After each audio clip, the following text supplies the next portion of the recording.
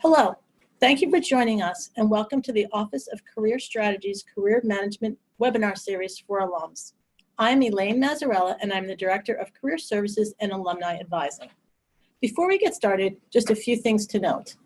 This webinar will be recorded with slides, which will be available via the Office of Career Strategies website in approximately 2 weeks. Questions will be taken at the end of the webinar via the chat box. So if you have questions throughout the presentation, open the chat box at the bottom of your screen, and we will take questions again at the end of the webinar. Please keep your questions general in nature. So let's get started. Today's webinar, Job Salary Negotiations, will be presented by Dave Halleck. As the Director of Employer Relations at the Office of Career Strategy at Yale, David Halleck is responsible for building and maintaining relationships with leading organizations that seek to grow their workforce and the talented graduates of Yale College, Yale Graduate School of Arts and Sciences, and Yale's accomplished postdoctoral associates. Throughout his career in both the private sector, including financial services and management consulting and higher education, David has had leadership roles in strategic marketing, corporate relations, business development, institutional advancement, and student affairs. David earned a BA from the University of Rochester, an MED and an EDS degree in higher education administration from the University of Florida. David also holds a professional certification in digital media marketing from New York University. Now let's hear from Dave and begin today's webinar. Thanks, Elaine, for that nice introduction. I have to add that my most important qualification may be the fact that over my career, I've made every mistake that I'm about to tell you to avoid, at least once, across 3 industries. Plus, I'd like to acknowledge that it's a lot easier to teach salary negotiation than it is to actually do it. The big difference is we can discuss it without the emotional element, but during the real negotiation, the emotion is added back in, and that changes things. So have you ever wondered if you could have negotiated a better job offer? Or for that matter, did you negotiate your last job offer at all? Did you hesitate because you were uncertain or just didn't know how to proceed? Whether you're looking to advance your career, make an internal move, or even land your first job, this course is for you. This webinar is about learning how to optimize your job offer for the best combination of base pay and benefits that work for both you and the employer. As an employer relations director in Yale's Office of Career Strategy, I've talked to many students and recent graduates who feel overwhelmed about navigating certain aspects of the job search process, especially salary negotiation. In the next 30 minutes or so, I'd like to share an approach to this process that will help you be prepared at the time you engage in this important conversation, give you increased confidence, and enable you to position yourself as an accomplished individual who expects a competitive salary for the value you bring.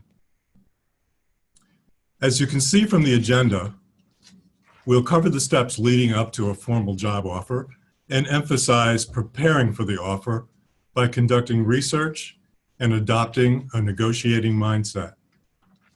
We'll talk about how to evaluate the offer and an approach to sitting down with the employer representative, your bargaining partner. We'll also touch on some recent developments concerning salary history questions, what employers are permitted to ask, and some suggested responses. Afterwards, as Elaine mentioned, we'll have time to answer some audience questions. I wanted to touch up front about some evolving laws pertaining to salary history. In interviews or screening calls, one of the questions most candidates least want to hear is, what are you making now? Or what is your salary history?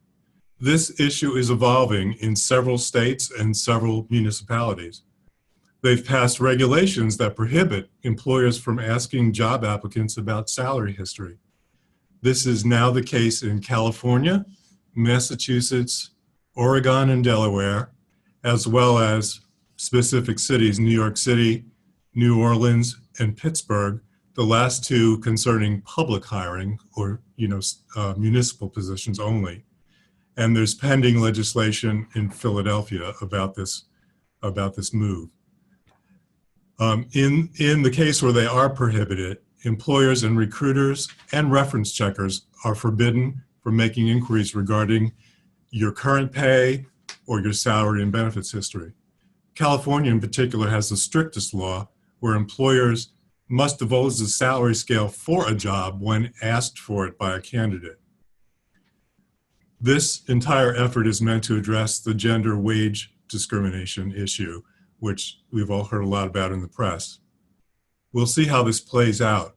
And it's noteworthy to point out, as you can see in the slide, that within the last week, Amazon established a company-wide policy that they will no longer ask job applicants for their salary history. Before we move on, I just want to mention a couple of caveats. First, nothing in salary negotiation is black and white. It's very much contextual. And there are industry norms and company practices to be aware of that I can't possibly address in this format. So it's up to you to find out what's typical for the role you're applying for and use your professional network and conduct research on sites like vault.com and others that I'll mention. Also, I'm not giving legal advice. I have no training in that profession. So let's take our first step toward exploring the salary negotiation process.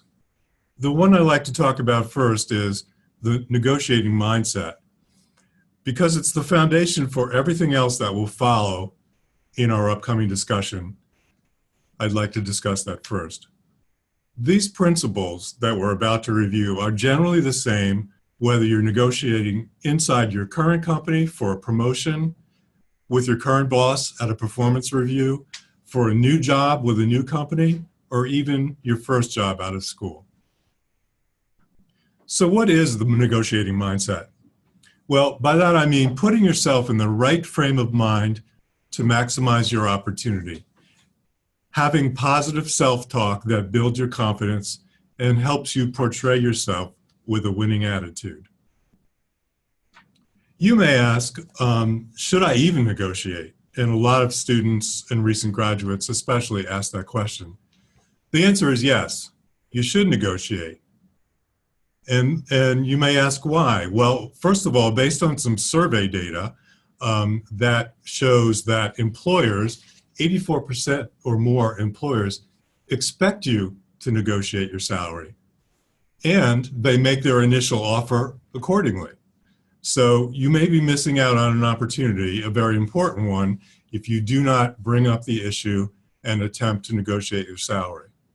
Some other points of fact: in a salary.com survey, which asked about people's practices in salary negotiations, how many people negotiate during the hiring process, 37% of people surveyed say they always negotiate salary. 44% say they negotiate occasionally. 18% of people surveyed say they never negotiate salary. And more importantly, and this is particularly important with base salary for those earlier in their career, is that studies have shown that an individual who fails to negotiate a first salary stands to miss out on more than $500,000 by age 60. And this is due to the compounding effect that follows whatever you agree to for your initial salary. 76% of the survey respondents said they regret not asking for more money during the initial interview. And just to point out, the initial job, the initial foray into your career, and the outset of a particular new job is when you have the most negotiating leverage. A couple of other quick points with some gender differences. Surveys revealed that men are 4 times more likely to negotiate salary than women. Women are more likely to ask for less than their male counterparts when they do negotiate, and subsequently receive 30% less than men. So back to the negotiating mindset. Number one is, I want you to believe you're entitled to make the best of your situation, that you're someone who's well prepared and uniquely qualified to contribute to this organization, and that negotiation is simply mutual problem solving between you and the employer. It doesn't have to be adversarial. And the more you can reframe it as non-adversarial and conversational, the more you can remove the stress that's often associated with the process. In this process, both parties can win and need to be willing to compromise. And that's an important point is, I'll talk about this more, but don't attempt to be aggressive or, the stereotypical jerk who negotiates and has to get their own way. If you're not prepared to compromise, you're unlikely or less likely to arrive at a mutually agreeable solution to this problem. There's also the principle of reciprocity in negotiation, which simply means that if you give something, in other words, say they can't move on the base salary, well, if you agree to that, then you should get something in return. So don't be a doormat rather, but if you have to give something, at least try to get something in return. And the sooner you can start that pattern in the negotiation discussion, the more accustomed your negotiating partner will be to expect that you may come back and push back on other things that they may propose. The final thought on the negotiation mindset is try to defer the real negotiation or any talk about money for as long as you can. Why? Well, for a couple of reasons. The primary one is that you want to engage with the employer through this hiring process dialogue for as long as you possibly can in order to establish your value before having to focus in on specific salary. The second reason is before committing yourself to a salary or range, you want to make sure you have a complete understanding of the job description, title, scope of responsibilities, and expectations before evaluating the opportunity relative to salary. And a big note is the only time you negotiate salary and terms is between the time you have a formal offer from the employer and when you accept or decline it.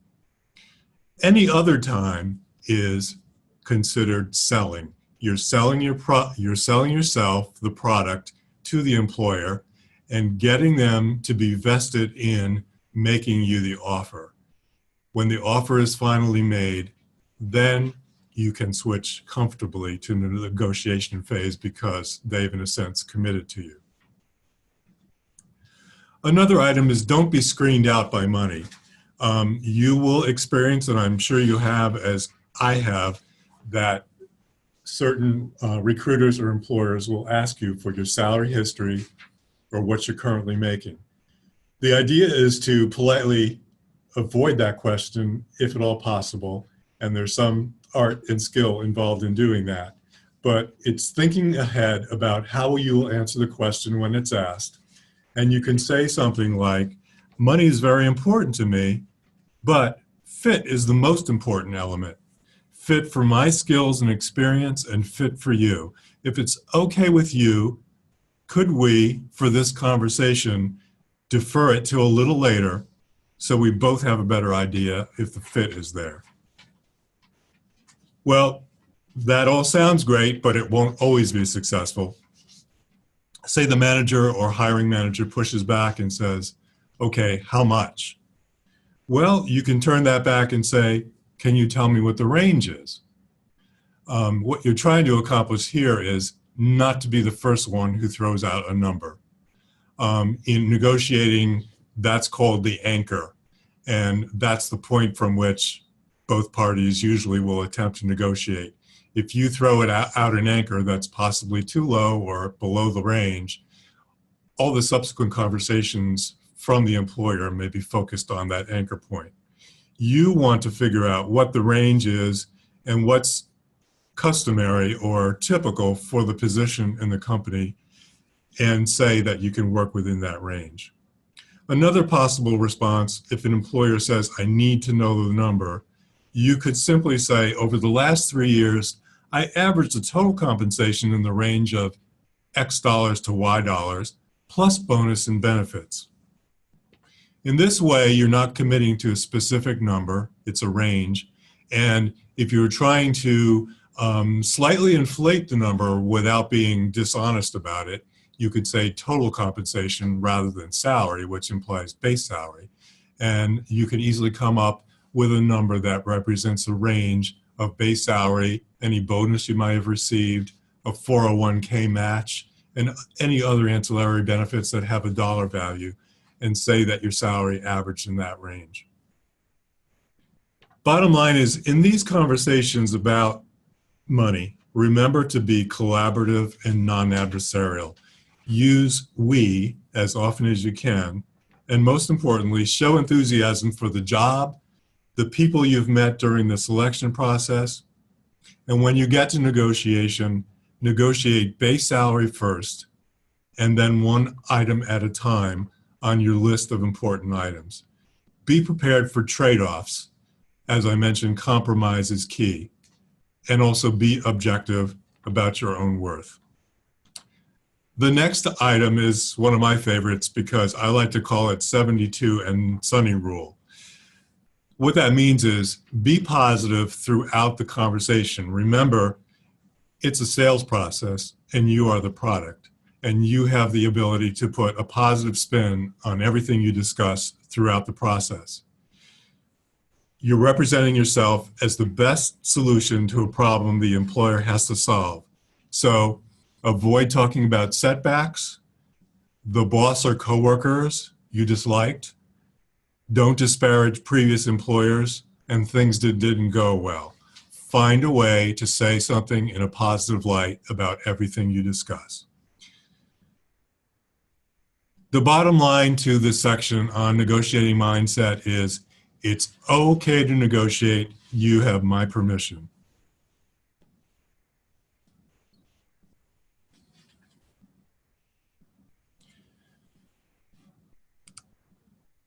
Most people believe that the salary negotiation process begins once they've been given a job offer.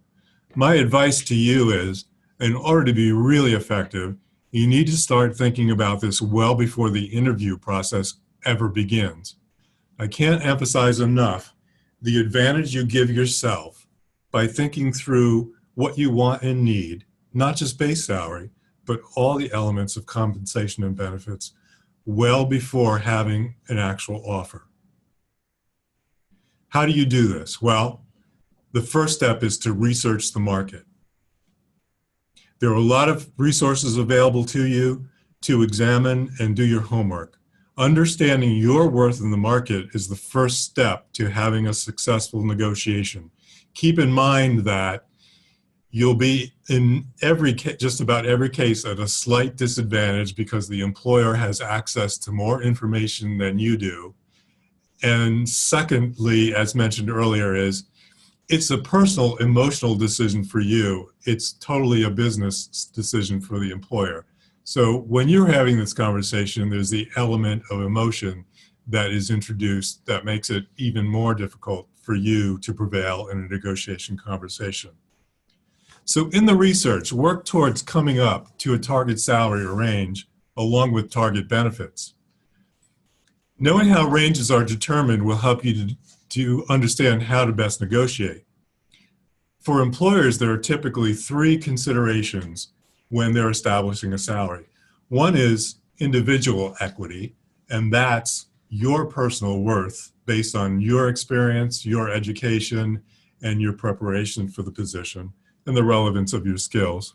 Second is internal equity, and by that I mean what current employees at the company doing similar roles or roles that Human Resources has determined are equivalent roles, what the pay is for those individuals. And then finally, external equity, which is how the compensation for the job compares to an equivalent job at a competitor.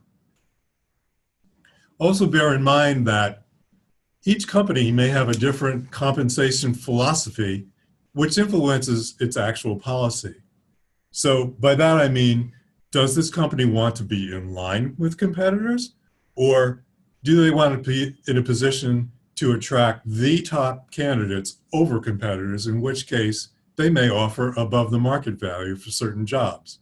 Supply and demand come into play, and often companies have hot jobs that the pay is at a premium because they're in high demand and there's a lack of talent. So these are things that you can find out when you're doing your research about the industry, about the company, and about the particular role that you're going to fill. As you research, also consider these factors that employers will be affected by: the role in the organization, the particular industry and what's typical, the geographic location, because companies, while they do have salary bands, they may adjust them based on where the position is located and the economic conditions in that particular location. And then, of course, company size, your experience, and education level. So how do you determine the salary range that you should target? Well, there are plenty of sources of information that you can take advantage of. Number one that I'd like to mention is the Bureau of Labor Statistics and also professional associations that you may belong to. The Bureau of Labor Statistics is pretty comprehensive, and you can glean a lot of information for different types of roles in industries in various parts of the country and with varying levels of experience. There are also some websites that are particularly helpful, and while you can jot these down, they'll be in the handout or slides that will be distributed with the video of the presentation. Some of the websites I mentioned are salary.com, glassdoor.com, payscale.com, and a new one, LinkedIn Salary, are good resources. And don't forget to use one of the most valuable tools you have, which is the Yale Career Network. And if you happen to know any executive recruiters, these are very valuable resources to you. Now, one caution that I will give you about the research that you can do online is to always validate the information you find online with a trusted resource, whether it's peers, members of your professional network, or others, and validate what you've found to make sure that it applies to your particular company that you're targeting or the industry that you're focused on. You can also use LinkedIn, and one of the suggestions I have is to search for people with a similar job title as the one you're targeting, and rather than ask someone what their salary is, which is highly personal and most people would be reluctant to share, ask in terms of, do they think a salary in the range of X dollars to Y dollars for the position you describe in this company is realistic? Most people are pretty open to guiding you as to whether you're on target or that's too low or too high. And also, as you're doing this research, keep track of some of the sources and tools you've used. You may have to substantiate later the data used when you make your salary pitch to the employer. If you have a credible reference, you'll have a much stronger footing to take a stand in that conversation. You don't want to say, when asked, how did you come up with this range, and respond, the internet. No, you want to say, based on the 2017 American Association of Chemical Engineering salary survey, I derived this range as being typical.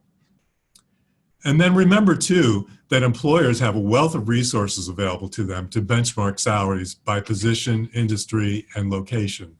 As I mentioned earlier, they normally have the advantage of having more information than you will ever have. This kind of information is big business for a lot of consulting companies. As an example, Mercer Consulting, in a report I've seen and sample reports I've seen, they publish salary survey data, and they call it the smarter way for HR to pay.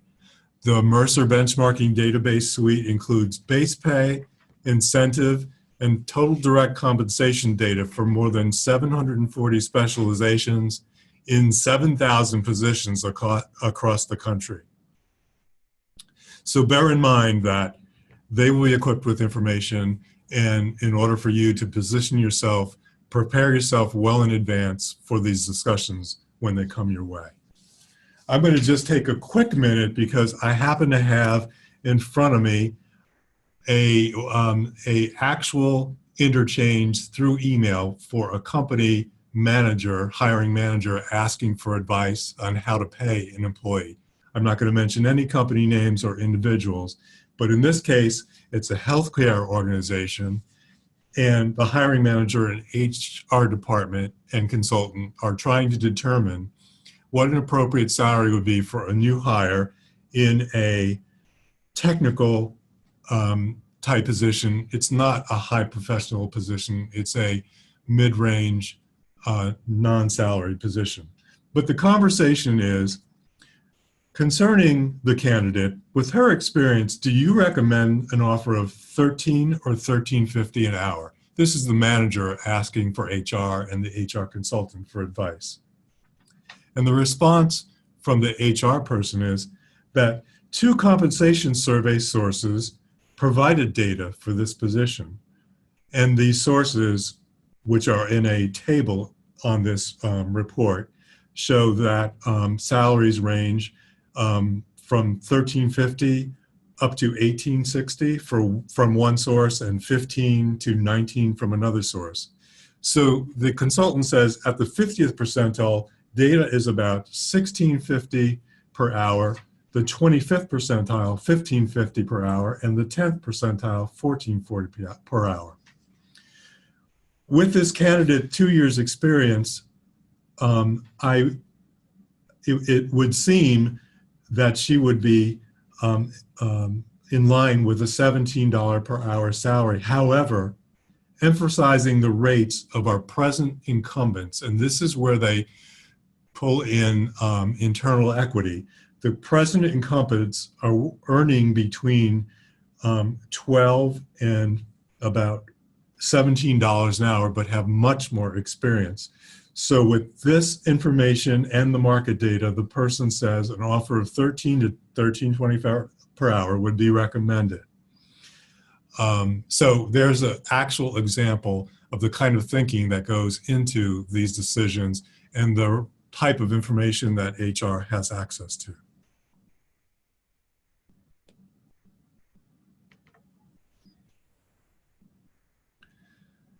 Making the case for your own worth may be the place where you have the most influence in the negotiation process. Establish an estimated range and target salary for yourself based on the research you do.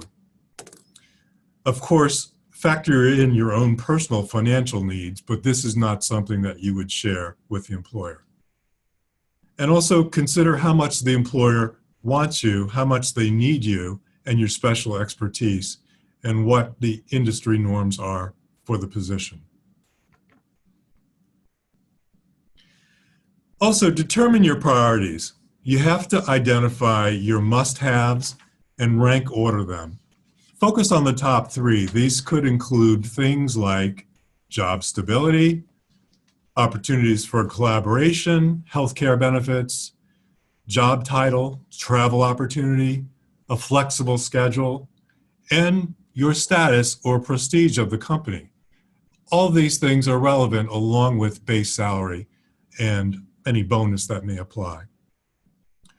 Also establish your top 3 non-negotiable items. There may be things that are so important to you that you would say you'd walk away from if the employer couldn't meet those requirements.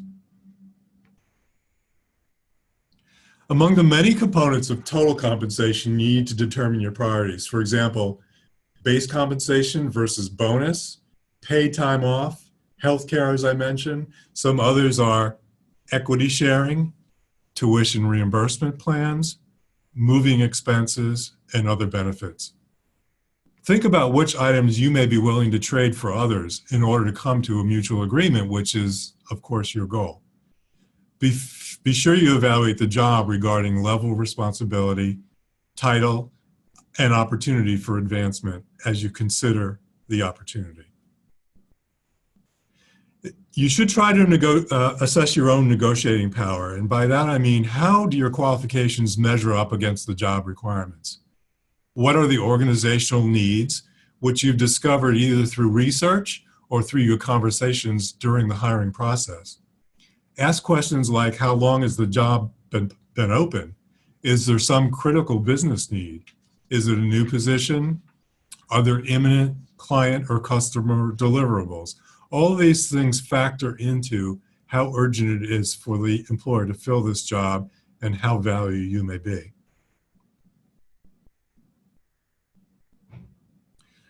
Throughout the hiring process, listen for clues about this information and ask general questions that may reveal some of the answers. Be sure to take notes throughout the process.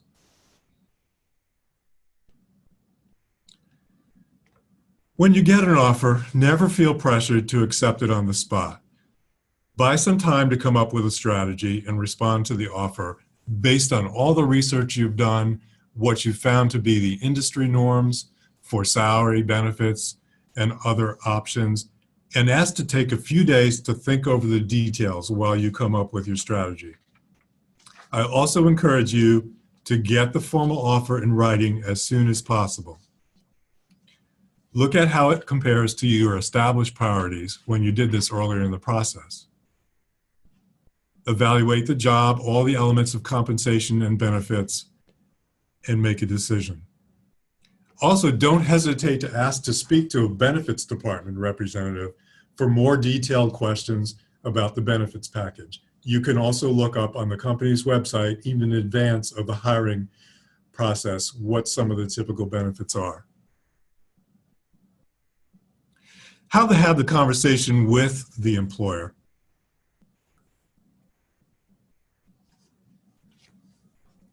Best thing is, once the offer is received, to again say you need some time to think it over, establish an agreeable time frame to respond back to the employer, and try to schedule a sit-down face-to-face meeting, if that's possible, to discuss it with the employer.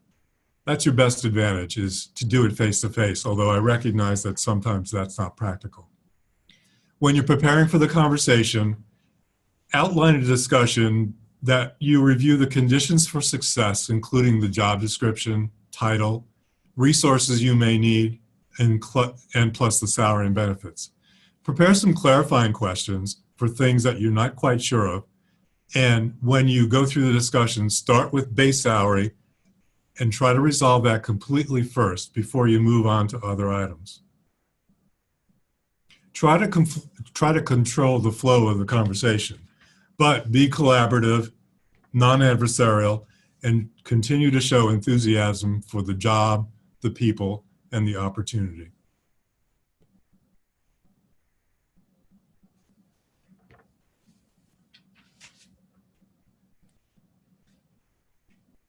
I wanted to just touch quickly on a couple of scenarios, things you may have in mind for what questions come up or that you've heard or how to respond to them. We've given a few examples throughout the way during the conversation, but I'll just add to this. So I mentioned the first one already on this list, how to avoid the money question. If the manager says how much, flip it back and say, can you tell me what the range is? Or if they insist on knowing a number, offer a 3-year average based on your base comp and other components of your total compensation.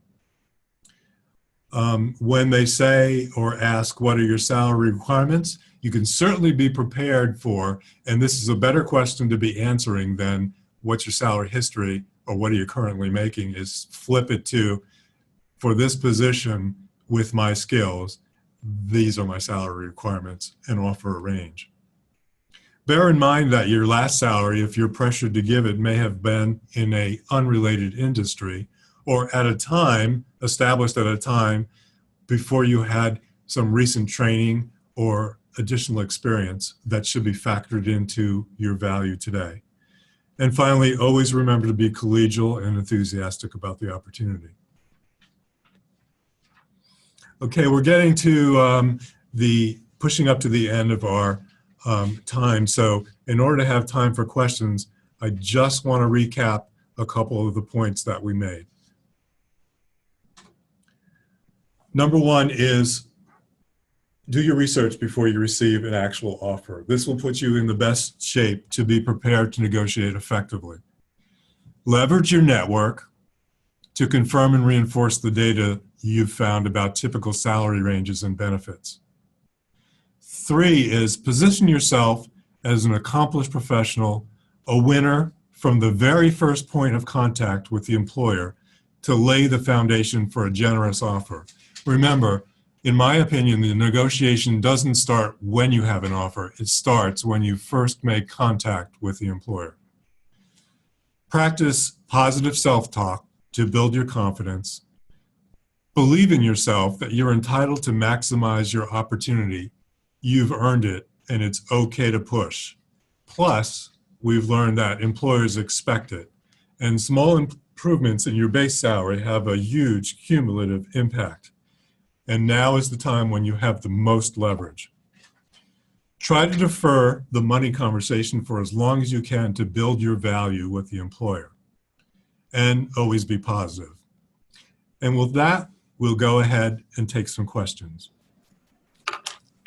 Thank you, Dave, for that wonderful and informative presentation. We have so many questions to go through. Let's see, where do we begin? Dave, how does someone know what salary to ask for? Okay, well, the best approach is, and it's all in the preparation, is to research the industry, get any salary data you can from salary.com and other similar websites to determine what the range is for that particular position, bearing in mind that there may be differences for different parts of the country and the local economic conditions. And then verify that information with your professional network to come up with a range. Within that range, you can set a target salary that you hope to achieve, but be prepared to be flexible within that range. Perfect, thank you. David, do you give the same advice about not sharing a number when it's likely to drive them higher? Not sharing a number. When you already are well paid, in other words? I mean, I certainly wouldn't be shy about sharing your current compensation if, number one, you're in a comfortable place, and 2, it's in line with the job that you're applying for. But if it's much higher than the typical range for the job you're applying for, and there are reasons why you want to consider such an opportunity, even though you may have to make a downward salary adjustment, perhaps you're changing job type or you're changing industry, and you're willing to do that, then I would then focus on the range that you're willing to consider. Okay. What is the best way, Dave, to find information on internal salaries within an organization? That is a real challenge. In fact, you need to, first of all, be aware whether your employer or a particular employer prohibits any discussion by employees about their current salaries. I think most do not. And so you could certainly ask your colleagues and coworkers who you're comfortable approaching about this if you can share a range.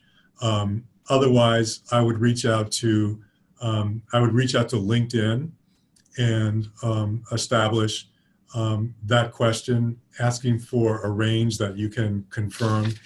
And even if it's people that maybe previously worked for the company that you're thinking about or currently work in, to get validation about what you think the range may be. Okay, we have so many questions. I don't think we'll get to all of them, but let me continue. Dave, how do I approach a conversation with my employer about paying for tuition? Okay, that's a good question. And I think that is a very legitimate question if you hope to pursue an advanced degree or even professional development, all in the same category. I think after you've established in the negotiation process your base salary. That's one of the optional benefits that it's certainly okay and expected to bring up.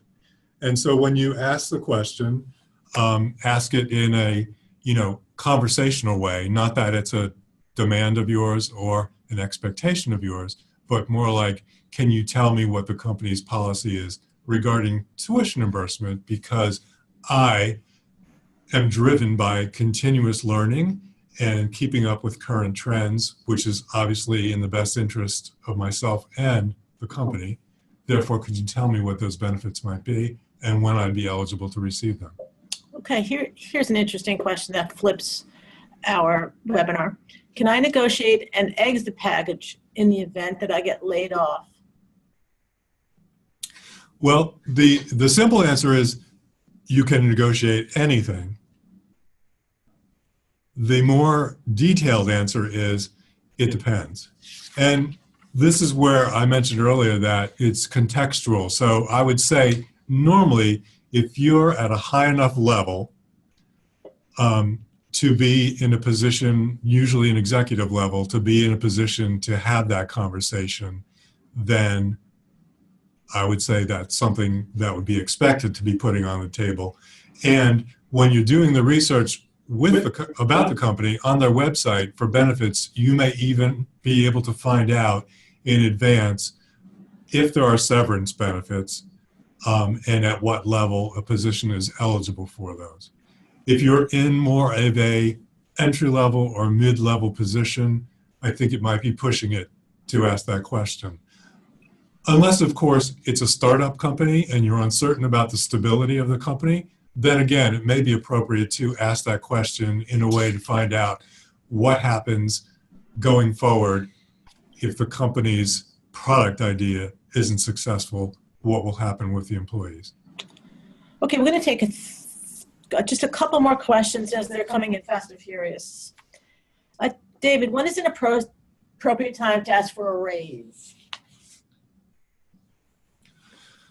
Well, if we're talking about a raise with your current employer, I think the most appropriate time is when you're in a strong position to sell your accomplishments and you have a good gut feeling that the employer recognizes the contributions you've been making to the position and to the company, and perhaps have even been delivering results beyond the scope of your typical job description or of your current job description. The second part of that answer is when is the best time is if you know what your company's budget cycle is, the best time to ask is prior to the budget cycle when managers and departments are given a target percentage to work within for the coming year to apply merit increases and other salary adjustments across the board. So if you can have that conversation a few months in advance of the annual budget cycle, you're probably in a much better position to be influential with your manager in having that conversation. Dave, in the presentation, you talked about salary history. Is it okay to simply refuse to share salary history? I would advise against it for a couple of reasons. First of all, every element of what we talked about today has a risk factor associated with it. And by saying no and refusing and perhaps being perceived as uncooperative, the employer or hiring manager may choose to move on to other candidates. One of the reasons I hear often from recruiters is, one of the reasons they ask is they don't want to be interviewing people and investing time with someone who has either an unrealistic expectation for what the job should pay or their current salary is far beyond the range that they're able to work within for the position in question. You're better off trying to flip it back and get more information from the employer, such as, can you tell me what the range is? And if you feel that you must reveal your salary history, you could also flip that conversation by emphasizing, however, the salary range I will consider for this position is this, X to Y, based on the research I've done and my understanding of what the market value is for this position. Okay, one more question and then we're going to wrap up the webinar. Dave, who should I negotiate with, the hiring manager or someone in human resources? That's a really excellent question, and I'm glad the I'm glad the audience member raised that question, because I should have mentioned earlier in the process that during the hiring process, you want to be clear on what is the process going forward after you've had the first interview. Understand what the process is, who the players are, and who the decision maker is. It's important to understand who the decision maker is, and you can specifically ask, if it's not revealed, is it HR or is it the hiring manager? I would say in most cases, while HR has influence and they're working within, if it's a large enough company, established salary ranges for every position, it's usually up to the discretion of the hiring manager as to where specifically to hire somebody within that range or to make a case for hiring somebody above the range. Thank you so much, Dave. That is all we have time for today. Once again, in case you missed any of this webinar, it will be available on the Office of Career Strategies website, that is ocs.yale.edu, in approximately 2 weeks. We will continue to have additional career management webinars for alums, and we'll send the information via email. Thank you all for joining us today, and have a great day.